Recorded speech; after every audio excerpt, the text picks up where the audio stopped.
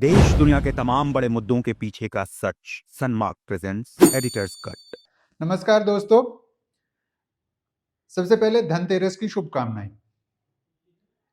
दिवाली और धनतेरस पे आमतौर पे सबसे ज्यादा चर्चा होती थी सोन पपड़ी की, लेकिन इस बार सोन पपड़ी से भी ज्यादा चर्चा है सोने और चांदी की।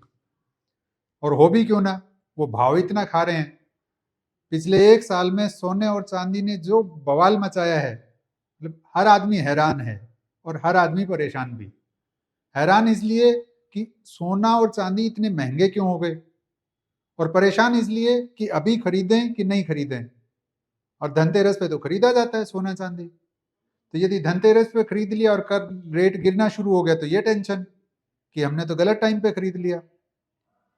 तो क्या किया जाए, आज हम इसी पे चर्चा करने वाले हैं कि सोने चांदी के दाम इतने बढ़े क्यों हैं, आगे क्या होने वाला है। सबसे इंपॉर्टेंट कि आगे क्या होने वाला है। यदि हम कहें कि सोने के दाम 50% तक नीचे आ सकते हैं, यकीन कर पाएंगे? शायद नहीं, लेकिन ऐसा हो सकता है। और पहले ऐसा हो चुका है, एक बार नहीं दो बार। एक बार 50% तक नीचे आ चुका है सोना, और दूसरी बार 25% के आसपास टूटा था। हम आंकड़ों के साथ पूरी बात रखेंगे। सबसे पहले एक सवाल, सोने के दाम तय कौन करता है? ये कौन डिसाइड करता है कि सोना आज 1,32,000 रुपए किलो प्रति 10 ग्राम बिकेगा या 1,25,000? नॉर्मल एक अर्थशास्त्र में पढ़ाया जाता है, इकोनॉमिक्स में, कि बोली लगती है लंदन में इंटरनेशनल मार्केट है, बुलियन मार्केट, वो डिसाइड करती है।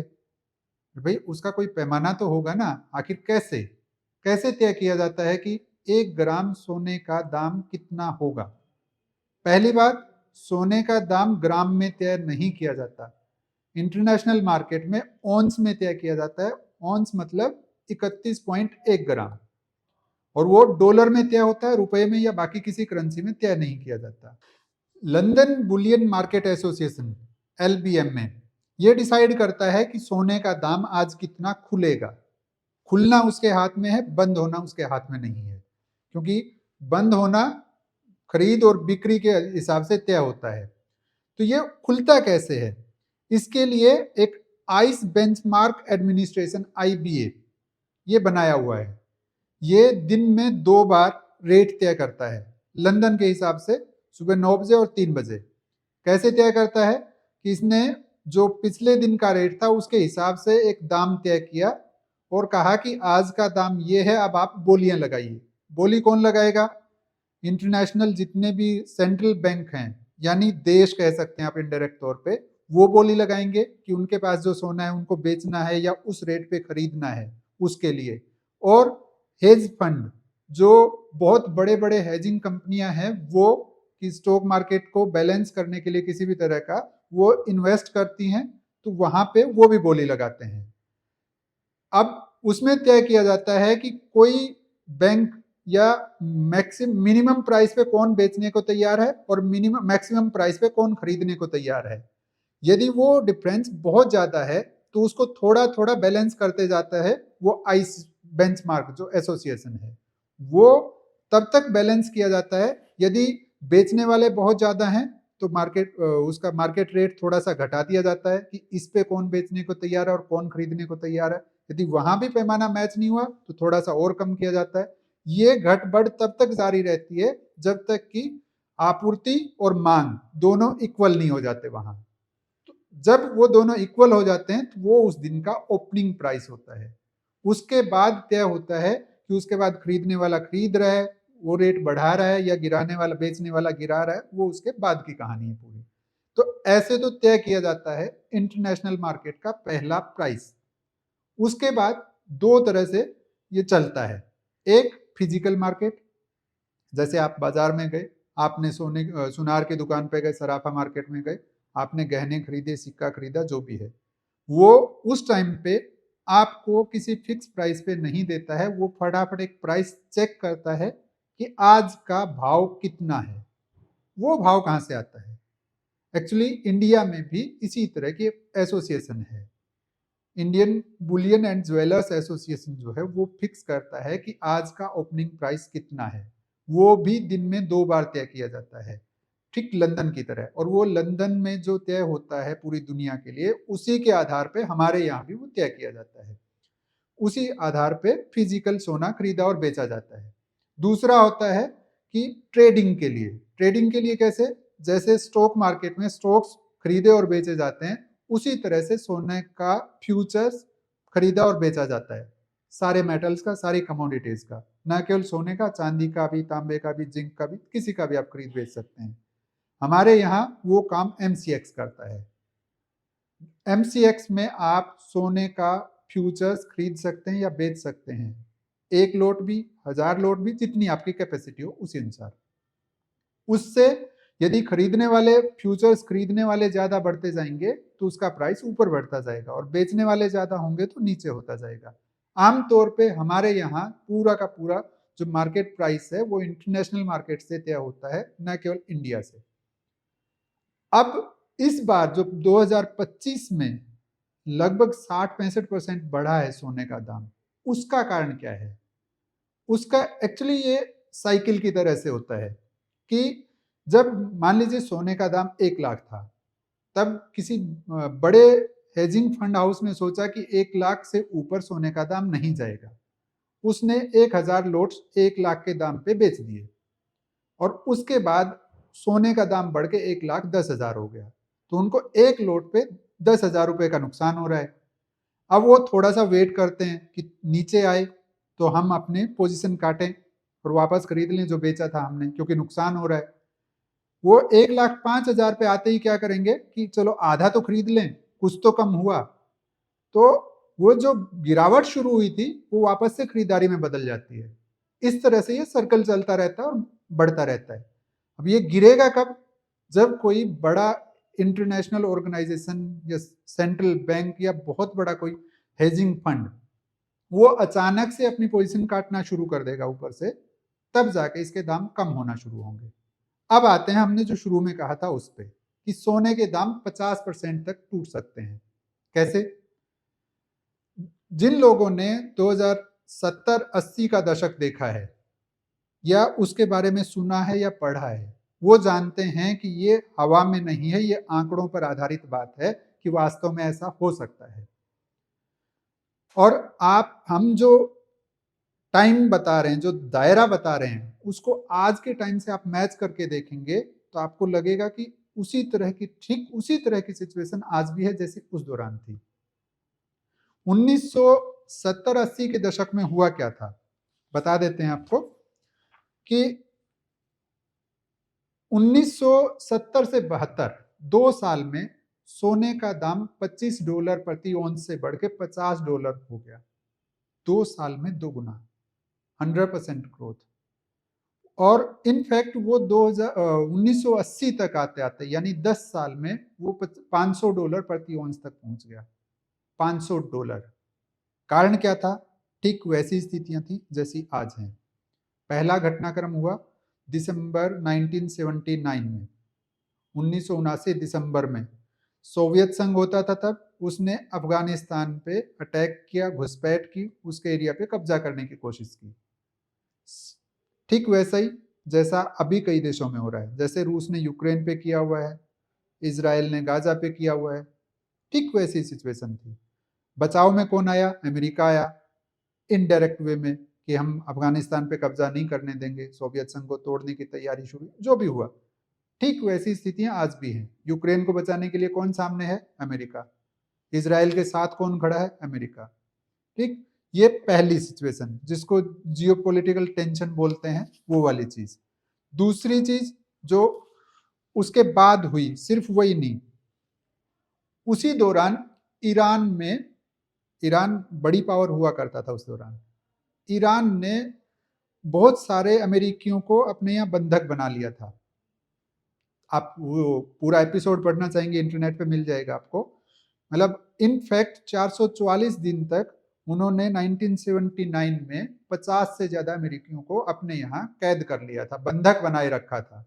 वो चीज ऐसी थी कि उसके कारण दोनों देशों में तनाव बहुत बढ़ गया था। वो जैसा अभी भी वही गाजा वाला इजराइल वाला था, ठीक वैसी सिचुएशन थी। तीसरी चीज कि ऑयल क्राइसिस शुरू हुआ था। ऑयल क्राइसिस कैसे शुरू हुआ कि 1970 से 80 के दशक में ईरान में क्रांति हुई थी और उस क्रांति के दौर में तेल के दाम बहुत ऊपर नीचे हुए थे। वो एक मेजर फैक्टर था। अभी वो नहीं है, लेकिन ट्रंप उसी तरह की कोशिश कर रहे हैं। उन्होंने रूस का तेल खरीदने पे भारत पे टैरिफ लगाया, चाइना पे टैरिफ लगाया, मतलब अल्टीमेटली वो रूस के तेल को मार्केट से बाहर करने की कोशिश कर रहे हैं। यानी उसी तरह का क्राइसिस क्रिएट करने की कोशिश की जा रही है। एक चीज और उस दौरान हुई थी कि अमेरिका में महंगाई बहुत बढ़ने लगी थी, बहुत तेजी से, इतनी तेजी से कि वो 10 से 13% तक जा पहुंची थी। ये सारे जो कारण थे, इनके कारण डॉलर कमजोर हुआ था और सोना बहुत तेजी से रॉकेट हो गया था। 1980 70 से 80 के दशक में 10 गुना बढ़ा था वो, लेकिन 1980 के बाद 2000 तक लगभग 20 साल तक सोने ने कोई रिटर्न नहीं दिया। इनफैक्ट वो 50% नीचे आ गया। $500 से सीधा $250 तक नीचे आया वो। कारण क्या था? कारण ये था कि जो जियोपॉलिटिकल टेंशन थी वो खत्म होने लग गई थी। बैंकों ने अपने ब्याज दरें बढ़ानी शुरू कर दी थी ताकि महंगाई को नियंत्रित किया जा सके। उसके कारण डॉलर मजबूत होने लगा, बॉन्ड में पैसा ज्यादा मिलने लगा, शेयर मार्केट में पैसा ज्यादा मिलने लगा, तो लोगों ने सोने से पैसा निकाला और शेयर मार्केट में डालना शुरू कर दिया। ये मेजर रीजन था कि ये अगले 20 साल सोने ने कोई रिटर्न नहीं दिया, बल्कि सोने के दाम घट के आधे हो गए, सीधा 50% क्रैश। हम चार्ट दिखा रहे हैं, आप चार्ट देख सकते हैं उसका। वो आप नेट पे भी देखेंगे, आपको नेट पे भी इजीली मिल जाएंगे ये सारे।